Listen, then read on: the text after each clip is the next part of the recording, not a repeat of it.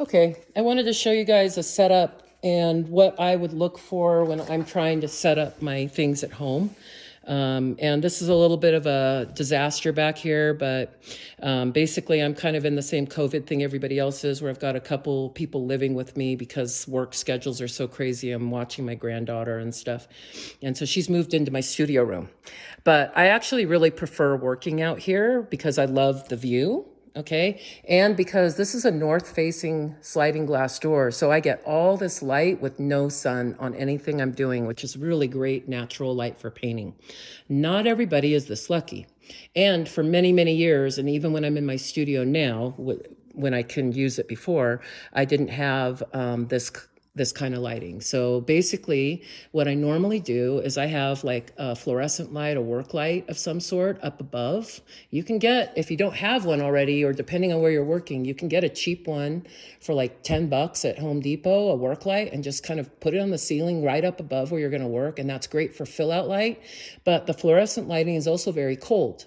So the second thing I do is I take a clamp light or two clamp lights, and I have one that's basically over at this side at like a 45-degree angle, and then another one at this side at a 45-degree angle. And what happens is the light from that fluorescent light and the light from the tungsten light bulbs that I put in the two clamp lights cancel each other out so that I get a really nice, almost natural light on my painting, which is very nice. Trust me. You have no idea how much you are shifting the color in your painting until you go look at it in daylight after you've been painting all night under a tungsten bulb and you realize you just ruined your painting. And I have done that, okay? So I speak from experience. Long nights of painting when I was going to art center, not a lot of money, not knowing what I needed to know sometimes for getting things done correctly. I ruined this giant 5-by-8-foot painting by putting a glaze on it that was too warm, but I didn't realize it because of the lighting I was working under. Then when I looked at it in the daytime, I was like, holy crap, I just ruined this giant painting I've been working on. And I had to repaint a lot of it.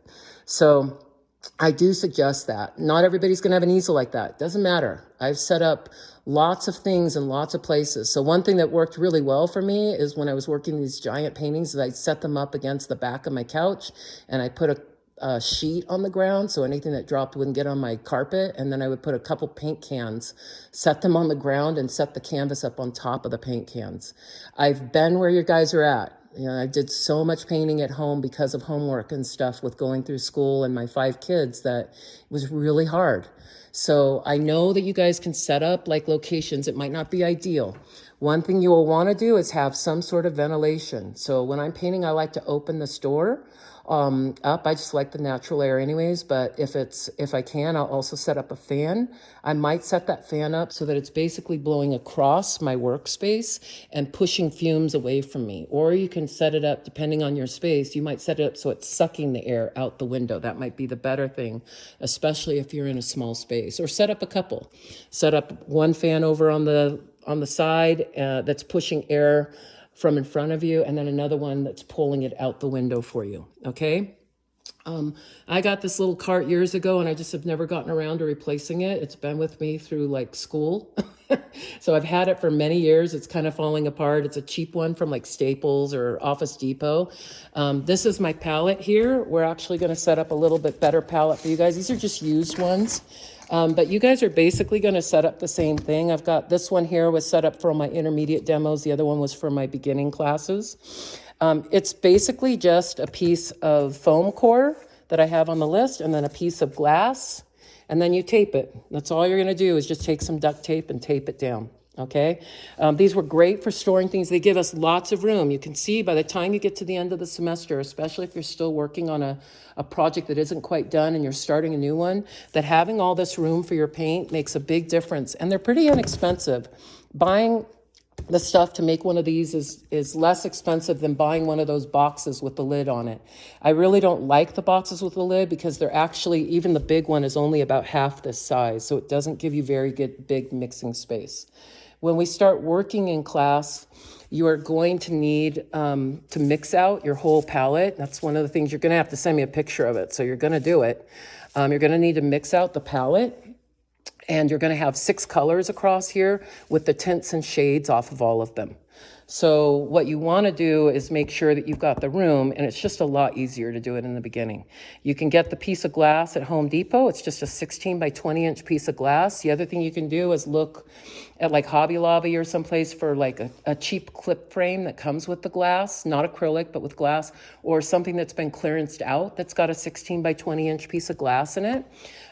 You can take the coupon, the 40% off, and get it for half off that. You could take your little brother with you and print out 2 coupons and get your foam core half off as well. So be creative about it, but get your stuff. And then you'll want some plastic wrap, like saran wrap at home.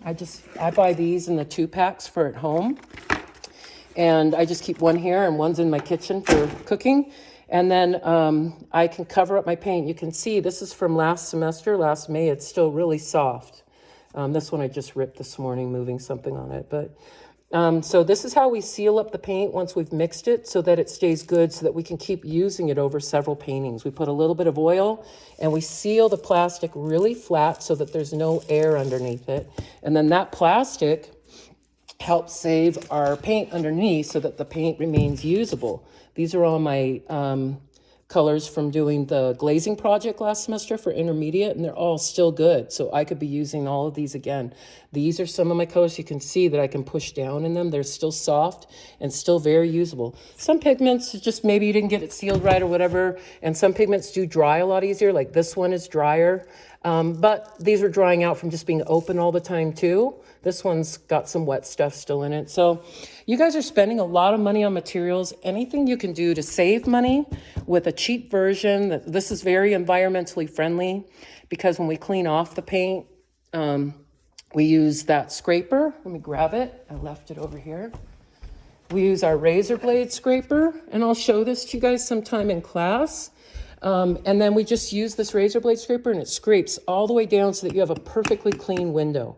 I'll do that with the demo. I'll clean this one off for the beginning class, and I'll show it with the demo so you'll see how I prepare this. So, and then once I've scraped off all that paint, I can save it like in a can or something.